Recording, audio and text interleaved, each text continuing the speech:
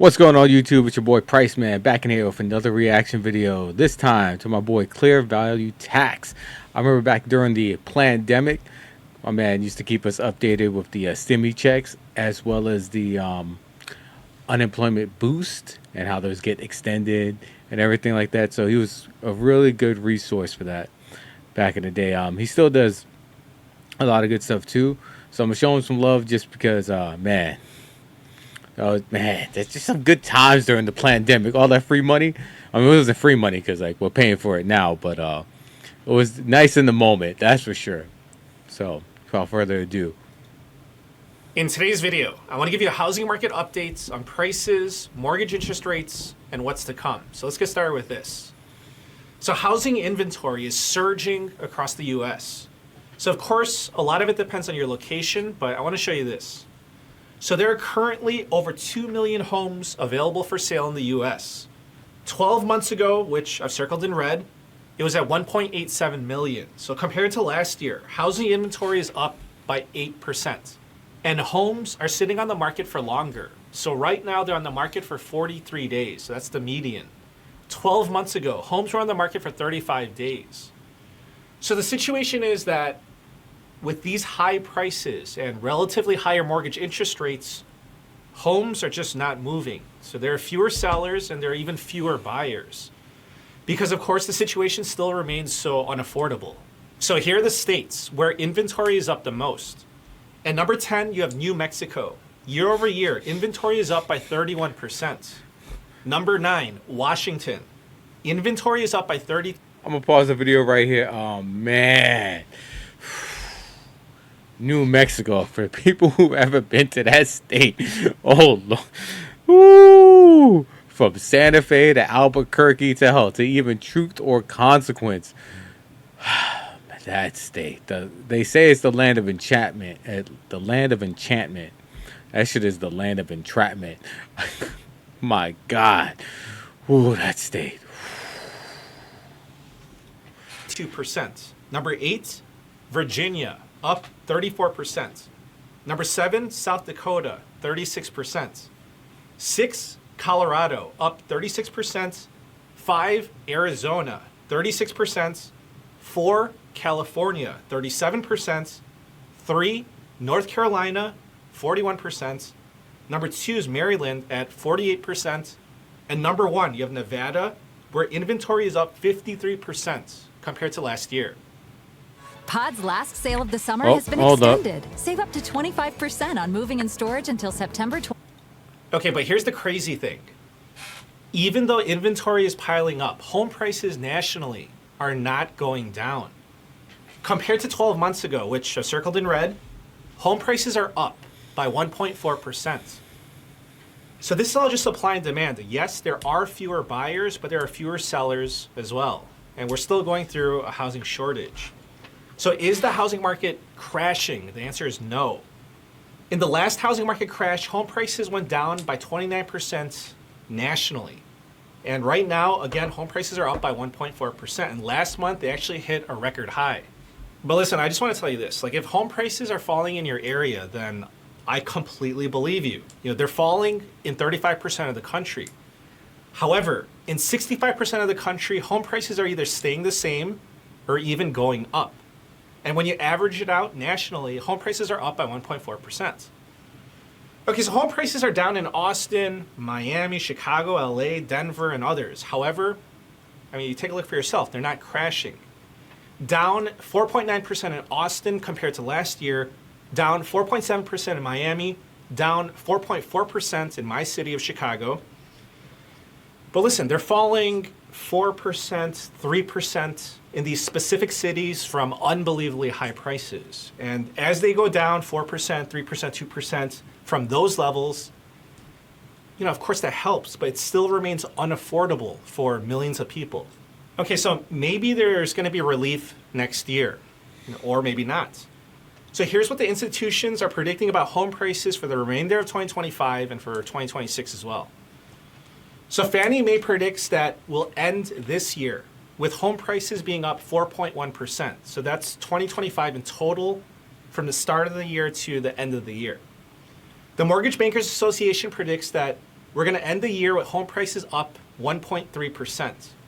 The National Association of Realtors predicts that we're going to end the year with home prices being up by 3%. And here are the predictions for next year, 2026. Fannie Mae predicts that home prices are going to go up by 2%. Mortgage Bankers Association says up by 0.3%, so pretty much flat. National Association of Realtors says up 4%. Okay, so if you've been hoping for a housing market crash since like 2021, you may be disappointed again for another year. Now, let's take a look at the mortgage interest rates. So this is a 5-year chart of the average 30-year fixed coming from this is from the Federal Reserve. So it's actually been, take a look, it's been trending downward, and the average 30-year fix is currently at 6.6%. Now, I want to show you something very interesting. So the Federal Reserve has their next meeting on September 17th. And according to market expectations, so this is coming from the CME Fed Watch tool, there is a 100% chance of the Federal Reserve cutting interest rates at that meeting. And Treasury Secretary Scott Bessent is voicing his opinion that the Federal Reserve should cut interest rates by a large amount, not by just 0.25%. Yo, so if they do cut their rates, that'd be a great time to refinance your vehicle if you're on a car payment, or at least try to maybe look into getting a home, and hopefully get those credit card interest rates down. A lot of people are paying close to 30% on credit cards now, which is crazy to me. So we'll see what happens.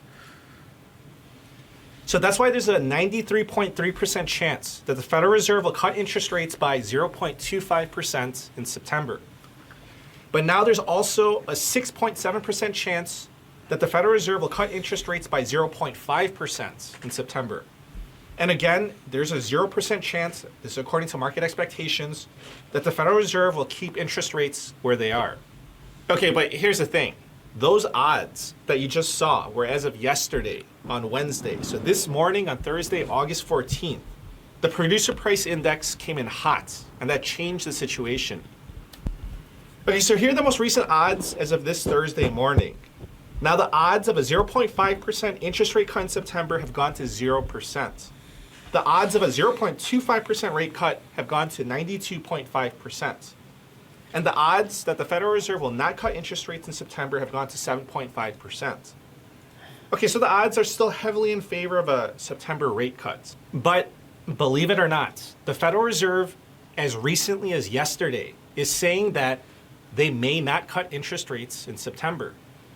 And when Jay Powell, chair of the Federal Reserve, when he sees this, like the market expectations, he may not care. He may not be influenced. And he may say that we need more data, and we're going to take a wait-and-see approach for even longer. And he may not cut. But I guess, we'll see at the September meeting. But listen, this is so important because the Federal Reserve has influence over the interest rate on the 10-year yield. So they may have minimal influence on the 30-year yield, but mortgage interest rates are correlated to the 10-year.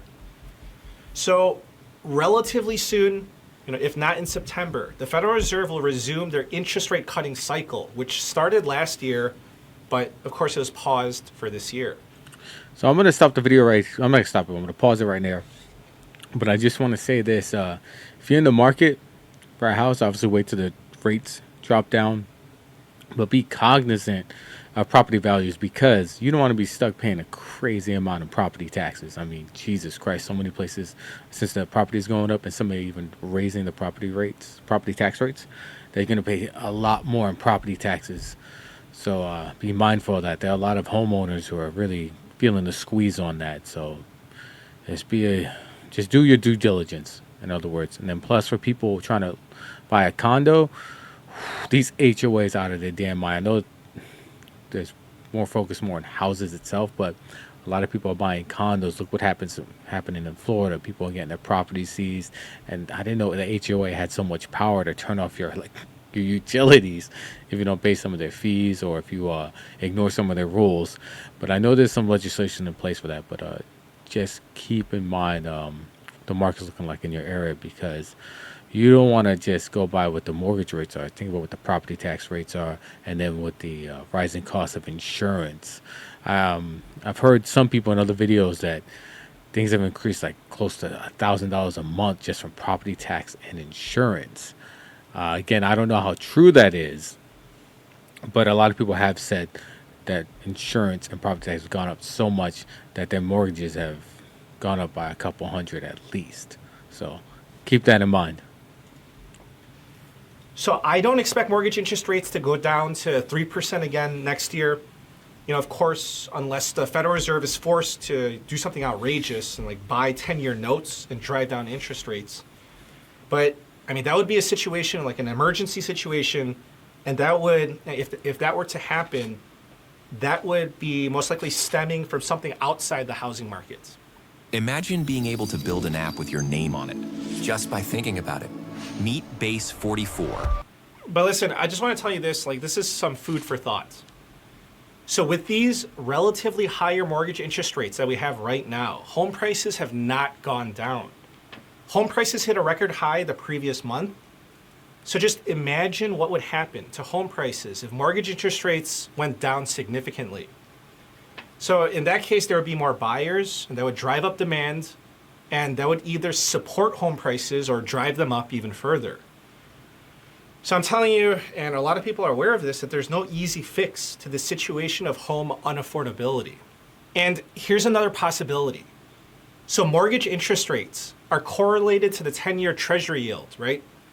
So yes, the Federal Reserve does have influence over it. To what degree? It depends on the degree of involvement by the Federal Reserve. However, if there's weakness in the bond market, then that's going to affect the 10-year Treasury yield as well. So if the bond market starts to do poorly and interest rates on the 10-year notes, if they increase, then mortgage rates can increase. So what I'm saying is that there is a possibility that mortgage interest rates do not go down or they even go up in 2026. So it depends on the bond markets and it depends on the Federal Reserve. So I'll just say that right now, nobody can say with certainty, with absolute certainty, what's going to happen with home prices or mortgage interest rates in 2026. Like, that's the honest truth. And another development in current events is that the US government is exploring plans to release Fannie Mae and Freddie Mac from government control. So essentially, the government is thinking about IPOing them to raise money for the government. But if they do that, there's going to be consequences. Under government control and the government's implicit guarantee, we get lower mortgage interest rates. But if those entities go private, then that backing is going to be gone. And that could trigger higher mortgage interest rates. So some analysts are saying that average mortgage interest rates could go up by 1% in this type of event. So of course the government is aware of this, so they're proposing a hybrid model to minimize any consequences. Okay, so that is your housing market updates. There has not been a housing market crash. Homes still remain unaffordable for millions of Americans. And just think about what we covered. There's just so many variables that I'm telling you that 2026 is looking so unpredictable. That's just my honest opinion. But I'll keep you updated. I'll just keep you posted on how this all develops. Thank you so much. Please subscribe. So I'm going to add some thoughts here. The reason why I want to show some love to this dude, this guy's a straight shooter. There's no fluff, no bullshit, no clickbait-ass titles that a lot of people were having. Speaking from during the times of the pandemic with the stimmy check update and everything. And of course, the unemployment benefits and PPP loans and all that stuff that was happening back then. So that's why I like this guy. And I check some of his videos out from time to time. But man, it's crazy what's going on with housing. I know this is more on mortgages, but rent's getting out of hand too. And it's not all the landlords' fault. There's some greedy-ass landlords, but think about it. When their property taxes and insurance is going up, no one wants to cut the rates down. It's kind of what happens. And then back to his point about if Fannie Mae and those entities go private, they can basically charge whatever the hell they want on interest rates, which doesn't bode well for the common person. So as I say this, make as much money as you can, save as much as you can, don't doom spend, and try to find various investments and alternative investments, but always have some cash on hand. Cash is still king.